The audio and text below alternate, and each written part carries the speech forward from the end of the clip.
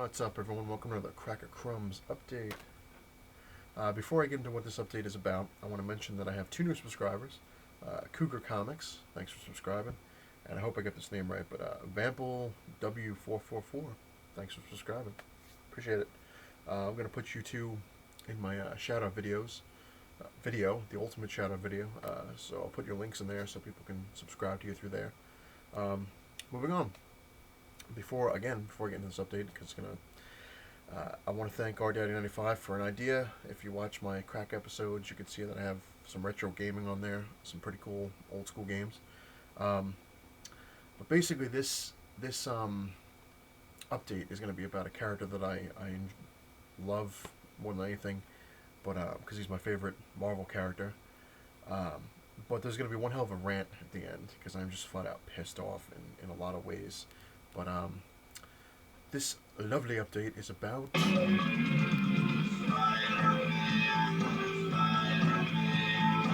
get the idea. I'm going to show you pretty much every game I have that has to do with Spider-Man, and I'm going to go over some of his his movies, his TV stuff like that, and just show a couple things Spider-Man. Not everything I have, but enough. I'm going to start with the games because there's a lot more of those than there are anything else. So, I'm going to start with Marvel vs. Capcom 2 I had for the Dreamcast, which is an awesome fighting game with the Marvel characters. I don't have Marvel vs. Capcom 1 anymore. I actually had it for PlayStation a while back, and then when I moved, don't know what happened to it. It sucks because it was a good game, but this one's much better. So, very, very cool. Spider-Man was awesome in this. Moving on. Make space here. I have Spider-Man for the PlayStation, which was an awesome adventure game. They were kind of cel-shaded graphics. It wasn't open-ended. It was a side scroller in a way, but it was kind of like a 3D one. So you kind of went forward, you've gone back, side, blah blah blah. But just a cool game. I mean, it was really funny at times, which made Spider-Man Spider-Man. There's a code for this, which I don't remember which one it is for this one. It's either Aunt May or Eelnats, which is Stanley spelled backwards, which basically everything in the game. So it's one of those two codes. If you have this, you want to know what it is, there you go. One of the cool modes they had on here, besides all the costumes you can get and see all these old comics, is they had a what if mode, which was friggin' hysterical. They had one part, it really warped like reality, like just insane stuff. There's one part in the beginning of the game where you actually, see Four Freedoms Plaza, Fantastic Four home. And in the what if mode, you actually see Ghost Rider driving up it. It's pretty cool. Moving on to its sequel for the PlayStation, Spider-Man 2, Enter Electro. Just as cool. Actually was not a lot more fun, but it was just as fun. It had a lot more villains in there. You had Sandman, stuff like that. They had a what if mode, I believe, as well, and the code I said before, Aunt May or Eelnats, is on here. One of those works for this, which gives you everything, all the suits, stuff like that. Awesome game. I actually still play them. Moving on to Spider-Man 2 for the GameCube. This was actually the first open-ended Spider-Man game that they made, kind of like Grand Theft Auto. You could do whatever you wanted. You can do the missions, or you could just kind of swing around and help people out and stuff like that. I did have the original Spider-Man, which is based off the movie. This one's based off the movie as well. I had it for Xbox, and I actually had it for PlayStation 2, but I don't know what happened to it. It got kind of messed up. It wouldn't play right, and back in the day, I traded it in when I actually worked for EB Games before they were GameStop. I traded it in, and I never got a chance to rebuy it. It was a cool game. It was interesting. It wasn't open-ended, but it was fun. This one is a lot more fun than that one, though. The open-ended thing was just really cool how they did it.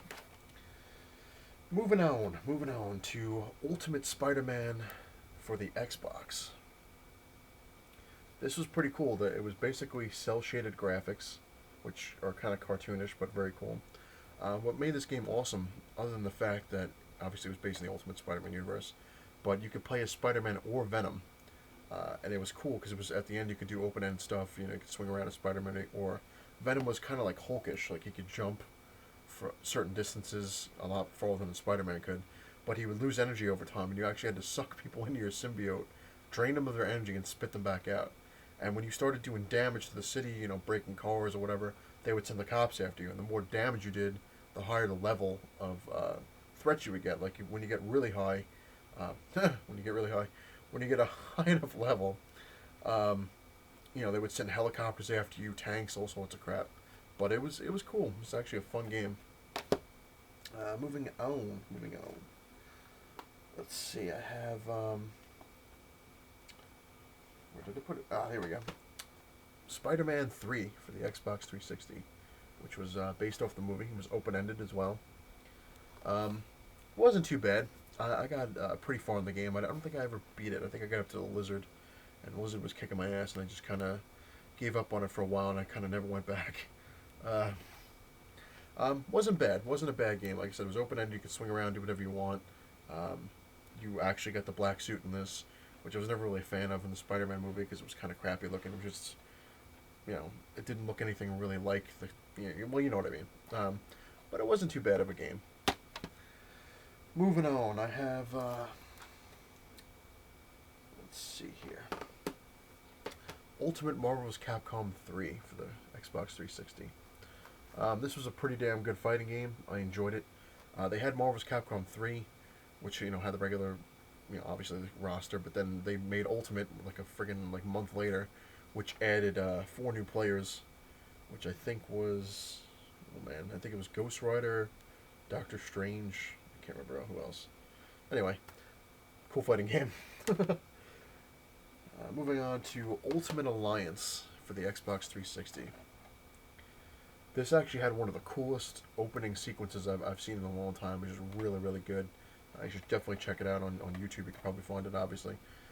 Just a flat-out awesome RPG game where you can pick your teams. You can make the Avengers. You got bonuses if you made actual teams, like the X-Men, Fantastic Four. Just really, really cool. It was actually a lot of fun. I enjoy it. Ultimate Alliance 2, which is basically a souped-up version of 1. Same thing. You could do team-ups. You could add certain teams. You would get extra points if you made real teams. They had some cool characters like Deadpool in here. They had the Red Hulk. A lot of fun. Moving on. Which I hope I get these in the right kind of order, but it doesn't really matter, I guess. Spider-Man Friend or Foe for the 360. Basically, I think what they tried to do here is make this game kind of like the original PlayStation version of Spider-Man, where it was cartoonish, and it was like a side-scroller. But what made this cool is you could play as Spider-Man, but you could also have allies. You could have like the Black Cat, you could have Iron Fist, you could even choose some villains like Venom or Green Goblin. It was just a fun beat-em-up game. I enjoyed it. Moving on to Spider-Man Shattered Dimensions, which was pretty damn interesting. I actually liked this one. I thought it was cool. It wasn't open-ended, but what made this awesome is that you went from, basically, like I said, one dimension to the other. You started with Spider-Man in the regular dimension. You did whatever a spider can. Then you would switch to, like, say, Spider-Man 2099 thing, where everything was, like, fast-paced. You're flying, gliding down buildings. You're, avoiding stuff flying around, all that cool stuff. Then you would switch to the Ultimate Universe, where you had the symbiote suit. And, you had, freakouts where you would flip out and you would go in rage modes kind of thing. And then they had the Noir suit, where you were basically Batman, a Batman suit, a Spider-Man, where you had to, like, use stealth. Like, you had to go from the shadow to shadow and not let anyone see you and take them out quietly. It was a cool game. It really was. It was a lot of fun. Moving on to another one that I enjoyed a lot, Spider-Man Web of Shadows for the Xbox 360. Very, very cool game. It was open-ended. And what was cool about this is right from the start, you could switch between regular Spider-Man or the symbiote Spider-Man. And when you were regular Spider-Man, obviously you had your agility, you had some speed, had some power, you had webbing, graceful looking. When you were the symbiote, which basically what it was, it looked like you just had the symbiote all the time and it would just turn into the regular suit. But when you had the symbiote, you were faster, stronger, you could clear buildings with a jump. It was nuts. And you could also have allies. You had, like, Wolverine, you had Luke Cage, you had the Black Hat. You even had villains. You had Vulture, I think Electro was in there or something like that. But it was cool. It was a cool game. and it actually had a cool story line, and it was just fun, especially when you had it open ended. And they had like a certain spot where everybody was covered with symbiotes, like the whole world. Well, not the I don't know if it was the world. I think it was just mostly all New York. But Shield would come down. And they set up like little disruptor areas where you could drop like citizens, and the symbiotes couldn't get through it because it was like Sonics, and it was like a zombie apocalypse with symbiotes. But it was cool, a lot of fun. Moving on to the last of the games I'm going to show, Spider-Man: Edge of Time for the 360, which was the latest of Spider-Man games. It wasn't bad, but I think they tried to make it a lot like the Shattered Dimensions and kind of failed. This basically, what made it cool is that you play as regular Spider-Man, obviously, in our present time. Whatever you did in the present time affected the future. So when you switched to the 2009 Spider-Man, say you, destroyed an elevator in your time. In the future, it no longer exists. Now it's a brick wall, and you can't go through it like you would have been able to if you left the elevator alone, kind of thing. It was like consequences. But it wasn't a bad game. It had a pretty cool storyline, but it just kind of got boring after a while. You're just the same repetitive thing over and over again. You're like, all right, okay, all right. Moving on. Spider-Man, the cartoon series. One of the most kick-ass cartoon series ever made. I love this cartoon. It was basically, I think it was in 94, I'm going to say 94, 95 it came out. And it just ruled. It was like I said, one of the greatest cartoon shows they ever made. A lot of fun. Spider-Man was funny. He had awesome villains. Just a great show. You wanted to watch each and every time it came out. You're like, yeah. Yeah. They did have a Spider-Man and His Amazing Friends, which I think was in the 80s, which was interesting. And basically it was, which I don't have, unfortunately. They never put them on DVD. Basically, it was Spider-Man, Iceman, and Firestar were all like friends living in the same apartment kind of thing, and everybody knew everyone's identity, which was weird. But it wasn't too bad of a show either. It was pretty cool. Moving on to the movies. Spider-Man. This was cool. When this came out, I was extremely excited because obviously I'm a Spider-Man fan, and I was just it was amazing. That's my fiance. I think we were together a year when this came out, and for the first time, she saw how much of a geek I really was when I was sitting there. I'm like, before it was coming out, I'm like, oh, Spider-Man. I was like getting all the woohoo, getting excited. It was cool. Some things like I was kind of like, no web shooters, but it did make kind of sense that he had, organic webbing, and I'm like, but I really want to see the web shooter. The one thing that they kind of got right, they kind of didn't, was his spider sense in a way. Like, it was just kind of like, all right, well, it's not that bad. It kind of works, but you see him getting nailed in the wrestling ring, and the defense of that was he wasn't paying attention to his spider sense because he was too new to him. But it was an all-around good movie. It was pretty cool. Moving on to Spider-Man 2. This one was awesome. This one was basically just like the other one, the first one, but had just cool stuff to it. Like, basically, it was almost like the Spider-Man No More kind of thing. Spider-Man kind of... Dr. Octopus looked awesome, yeah, but Spider-Man, it was kind of stupid in a way that he starts losing his powers. Like, he couldn't use his webbing. He was in, like, mid-swing, and he couldn't shoot any webbing. And, because I remember people were asking, like, oh, how does he run out of webbing? Because, he has his web shooters. He's got cartridges. So they made it kind of stupid that when he doubts himself, he suddenly doesn't become Spider-Man anymore. Like, he loses his powers. I don't want to be Spider-Man. All right, I'm not Spider-Man anymore. That was kind of stupid, but other than that, it was a cool movie.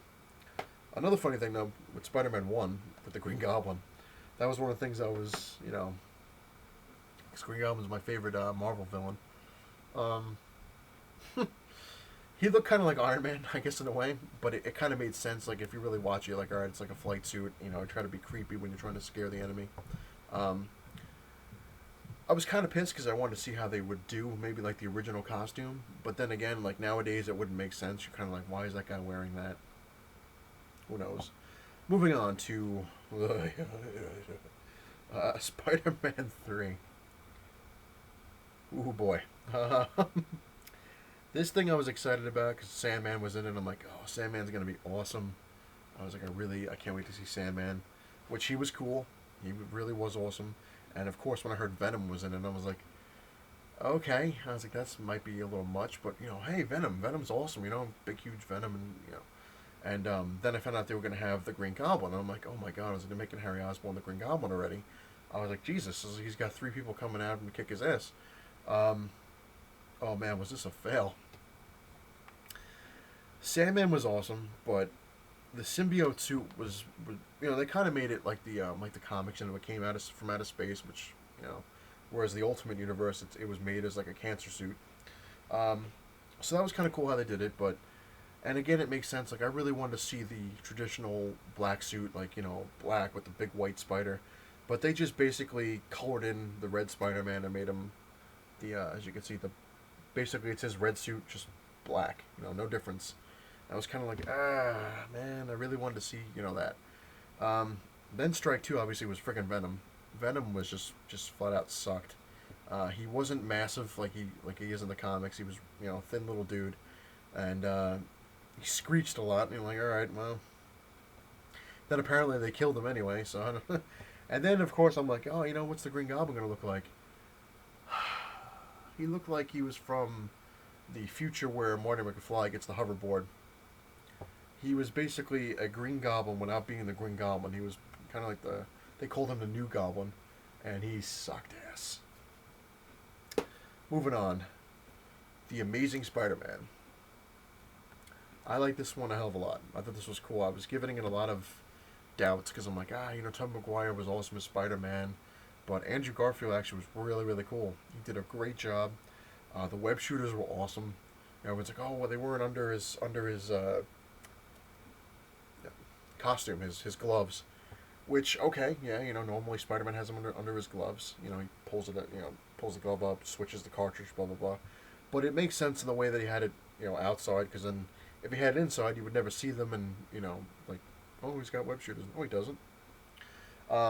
They got the spider sense right, web shooters right.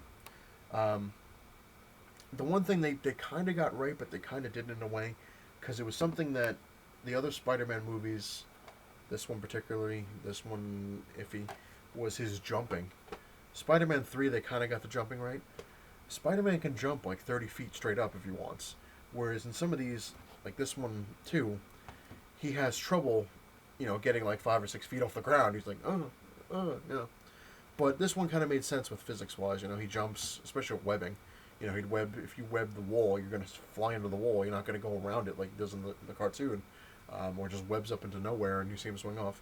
But this was like a well-rounded, kick-ass Spider-Man film. A lot of people didn't like it. I thought it was cool. They had the death of Captain Stacy, which is basically, in a way, almost exactly like the comics. Because in the comic one, where they killed off Captain Stacy, Spider-Man didn't know that he knew he was Spider-Man until the end. Like when he was about to die, he said, take care of Gwen, Peter, and Spider-Man's like, Jesus, In this, he already knows, but it was cool. The Lizard was cool looking. They gave him even his nod to the fans where he had the white lab coat. Even though he kind of looked like a Mario Goomba, he was still a cool movie.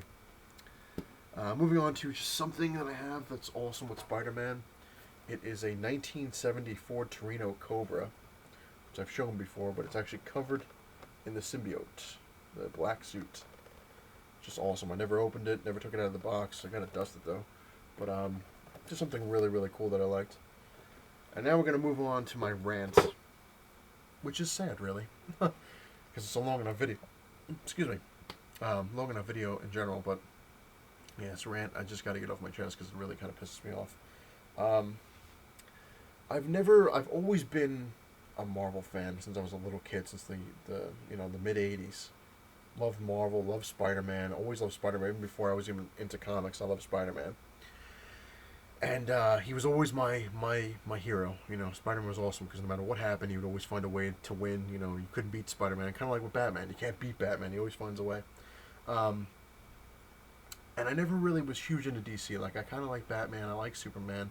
But I never really collected a lot. Like, 93, I think, is when I started collecting some DC. I got the Superman Death issue, which is basically worthless now, but back then it wasn't. But I never really collected a lot of DC. Like, I collected a lot of Superman back then. But I didn't really get hardcore into DC until like 2006, when I started really collecting DC. You know, I collected some Batmans and, you know, Justice League and stuff like that. Um, Now, Marvel, like I said, I was always a Marvel fan. I was always collecting Marvel comics, which is why I have, you know, 2 boxes of small DC comics, whereas I have, you know, 15 boxes of Marvel. But anyway, getting into the rant. Amazing Spider-Man 700 is coming out soon. I think it's the 26th it comes out. Now, my fiance knows I'm a huge Spider-Man fan, and I said to her, I was like, you know, they got a couple variants, and Captain Cummings, you know, like I said, I totally agree with what he says with variants. They're just flat out of hand. It's insane how many they put out. The only thing I disagree with is I think they should put variants, like I said in a previous update, like when a series ends, go crazy. Put as many variants out as you want. Like when a series starts, you know, go crazy with the variants. But you don't need to have a variant for every frigging book. Like every other comic that comes out, they have like 12 variants for it. It's like, alright, enough. You're insane. But this is the last Spider-Man, Amazing Spider-Man 700. They have, I think it's 5 variants and then the regular. I went on to Midtown Comics because I was going to advance order the 700 and one of the variants that I liked. Which obviously, Midtown's got to have some kind of stake in Marvel because they seem to get all these, you know, exclusive variants on stuff, and so I don't know, whatever. Which I'm still getting, you know, I'm trying to let them slide because they did so much stuff for me that, you know, they're late with my delivery, but let it slide. Um, anyway, went on there. I'm looking at the Midtown exclusive Amazing Spider-Man 700. I was like, that's kind of cool. You know, I kind of like that one. And then they have like basically you have the Midtown exclusive variant Spider-Man 700, and then they have the Superior Spider-Man #1, which comes out I think like 2 weeks after that. I don't know when it is, but anyway, that connects with the Amazing Spider-Man. I was like, all right, yeah, maybe I'll get that because that's kind of cool, and I wanted to see what Superior Spider-Man is going to be all about. But then I was like, you know, I really like the regular cover. So I told my fiance, I was like, you know, this is what I want to do. And she's like, all right, well, you know, I know it's Spider-Man, it's the last one. You know, just don't go too crazy, but, you know, get what you want. So I was looking through the variants, and I'm like, all right, I'm going to get the Midtown exclusive one, and I want to get the regular 700, the regular cover, because that was just cool looking where it's his eye.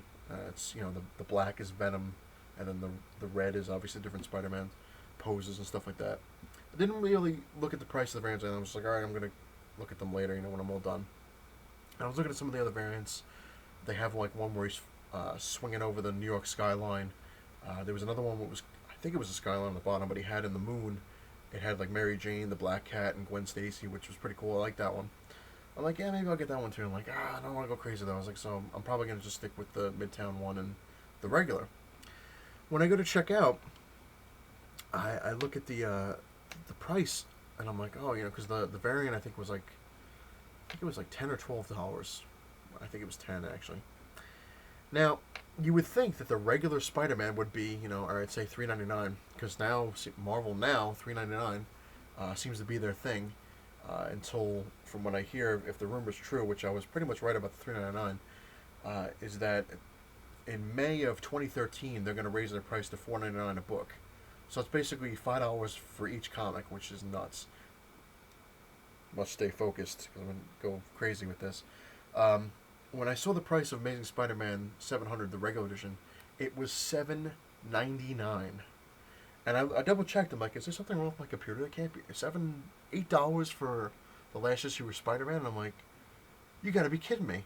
Double checked it. You know, logged off the computer, went back on, checked it again. $8. I was like, you son of a bitch. If I don't laugh about it, I'll just be pissed. Because like I said, I'm a Spider-Man fan, and they basically, Marvel just bitch slaps you right across the face. Because they know, you know, not even as a Spider-Man fan, but say as a collector, everyone out there, you know, they're like, we know you're going to buy the last issue, so we can charge what we want. I think we'll charge $7.99 for the book. Bitch slapped. That pissed me off to no end. When I saw it, I'm like, you know, this is ridiculous. I'm not gonna, like, I'm looking at it because I'm like, I really like the cover. It's the freaking regular cover. And I'm like, you gotta be kidding me. You're charging me so much money for the regular cover. You're killing me. Now, here comes the fun part. My fiance's like, oh, wow. She's like, that's kind of expensive for a regular comic. And I'm like, yeah. I was like, it's insane. She's like, well, are you gonna get it? I'm like, I really don't know. I was like, because normally when I buy like a variant, I don't read the variant. I check and make sure it's all right, and then I keep it in its bag and board, and I put it away. Um, and the regular cover is the one I read. So now I'm kind of pissed because if I buy the variant, I'm not going to read it, So I'm like, Then again, Marvel knows they have me because now I'm like, I'm a Spider-Man fan. I want to get the last issue of Spider-Man, but I don't want to pay friggin' $8 for the damn book. So now people out there like, well, don't buy it. Oh man, it's very difficult. I'm just like, oh, you bastards. Now here's another point. Who do you really blame? Do you blame me for wanting to go out and get the damn book? Do you blame Marvel, or do you blame Disney? Disney claims they don't really control what Marvel does. They let them do what they want and they just collect the money. Marvel claims Disney is the one that wants to raise the price of the books because they want to make more money off of things. They want to screw you. At this point, I'm actually getting to the. I'm almost there where I'm actually going to just flat out forget about Marvel. It's like putting a stake through my heart because I'm just like, this is just sad. Because like I said, I've always been a Marvel fan. I love it. Now you look at DC. DC for their regular titles they charge $2.99, which okay, it's expensive enough as it is, but you kind of get used to it after a while. I guess you're like, all right, it's $3, all right, which was the same way back in the '90s where things were $1, and then it went to $1.25. You're like, it's only a quarter more. All right, that's not bad. And then like almost a year later, it went to $1.50. You're like, and then Wolverine was $1.75. You're like, oh my god. But you get used to it. Then Marvel kind of stopped. It's $1.75. Like, all right, whatever. Until like the late '90s when they made it $2. You're like, oh man. But now it's it's a lot more. But anyway, DC their regular titles are $2.99. Like I said, you're kind of like, but they would charge $3.99 for like certain Batman ones and Justice League and Superman. Which, okay, the three of them you're like, all right, the Flash is still $2.99, Green Lantern's still $2.99. Cool. You're not really totally screwing us, but you're working with us, I guess is the way to see it. Now, you look at Marvel. Marvel's like, oh, well, we have better paper. We have, artists. We have this. We have that. We give you more. They don't. They have basically the same artists that DC has. They always constantly switch back and forth. So that's a bunch of BS. The paper is pretty much identical, so that's another thing of BS. Why is it that DC can charge you $2.99 for the Flash, but they'll charge you $8 for Spider-Man, or they'll charge you $3.99 for the X-Men? It's stupid, and it's beyond greedy. Especially nowadays when people are out of work. Granted, I guess you shouldn't be buying comics if you're out of work, but when you're out of work, I've been out of work for a long time, and you get bored. You're kind of like, there's only so much you can do. So comics are always a great escape because you're kind of like, all right, I can take my mind off my problems. I can read this. You get into it. You're like, this is really cool, but the prices are just flat out ridiculous. And like I said, I'm almost there where I'm gonna forsake Marvel and just say screw them, because it comes to the point where it really comes down to me, or people out there, is that when you buy these comics, Marvel and Disney or whatever, they don't give a shit. They don't. You're buying the comics, so what do they care? You're paying the money. But if you get enough people that decide to say this is a little insane, you're going to charge $8 for a Spider-Man book, and then in May you're going to start charging me $5 for each comic, and I think it was they might even raise it further from what my friend was telling me. He's like, they're going to make it $5 in May or something like that, and they claim the more the movies come out, the more they're going to raise the thing because people want to buy the books more because they see the Spider movie, they want to go get a Spider-Man comic. It's ridiculous. Like I said, it basically comes down to the public. If you stop buying Marvel stuff, maybe they'll get the hint and say, maybe it's a little insane to charge $5 for a comic, or all right, say let's give them the benefit of the doubt right now, so $4 for a comic, big whoop. But it just pisses me off because like I said, I'm a huge Spider-Man fan, and it's really flat out a slap in the face where it's like, oh, it's $8 for the regular comic.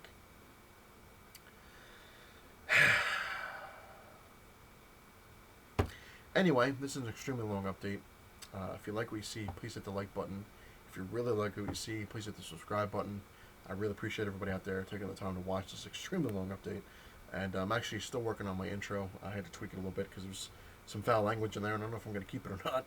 But Anyway, I didn't want to depress anybody with this, but I figured, it was a cool little video about some Spider-Man games and an insane rant about how Marvel is about ready to just kiss my ass because it sucks that they're charging so much money for it. But anyway, it's not the size of your man cave that matters; it's what you have in it.